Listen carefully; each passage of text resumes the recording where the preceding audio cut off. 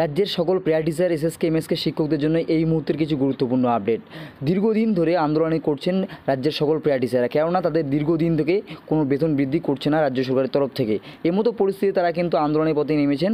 বর্তমান পরিস্থিতি যা রয়েছে, পার্শ্ব শিক্ষকরা বেতন মাত্র পান 10,000 টাকা এবং উচ্চ প্রাথমিকে যে পার্শ্ব শিক্ষকরা রয়েছেন তাদের বেতন মাত্র 14,000 টাকা। এছাড়াও শিক্ষাবন্ধু যারা রয়েছেন তারা পান 8,000 টাকা। এছাড়াও 2018 সালের পর দীর্ঘ 7 বছর কেটে গেলেও এখনও কোনো বেতন বাড়েনি সর্বশিক্ষা মিশনের পার্শ্ব শিক্ষক সহ সহশিক্ষাকর্মীদের। তাই বেতন বৃদ্ধির দাবি নিয়ে এই প্রেয়ার টিচাররা বিকাশ ভবন অভিযান চালিয়ে যাচ্ছেন এবং 2024 সালের 1 মার্চ জারি হয়েছিল সরকারি আদেশনামা। সেই আদেশনামা সংক্রান্ত ফাইল দ্রুত কার্যকর করার দাবিতে তারা অভিযান কিন্তু চালিয়ে যাচ্ছেন। বিকাশ ভবনের আধিকারিকদের সঙ্গে সাক্ষাৎ করার পর তারা জানিয়েছেন যে আগামী 25শে আগস্টের মধ্যে তাদের বেতন বৃদ্ধি না হলে তারা কিন্তু আবারও বৃহত্তর আন্দোলনের পথে নামবেন।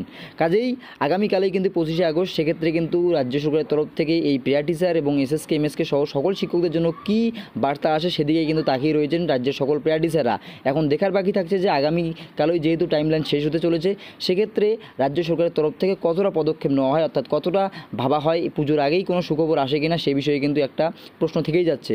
তো কাজেই আমাদের কিন্তু অপেক্ষা করতে হবে এই পরবর্তী ধাপ কী রয়েছে, অর্থাৎ পরবর্তী যে প্রতিক্রিয়া কি পাওয়া যায় রাজ্য সরকারের তরফ থেকে এবং তার পরবর্তীতে রাজ্য সরকারি প্রেয়ার টিচারদের। সেক্ষেত্রে অবশ্যই কিন্তু আপনাদের অপেক্ষা করে থাকতে হবে। ভিডিওটি ইনফরমেটিভ মনে হলে অবশ্যই লাইক করে দেবেন, শেয়ার করে সবাইকে জানিয়ে দেবেন। পরবর্তী আপডেট পাওয়ার জন্য অবশ্যই চ্যানেলটিকে সাবস্ক্রাইব করে জুড়ে থাকবেন। ধন্যবাদ।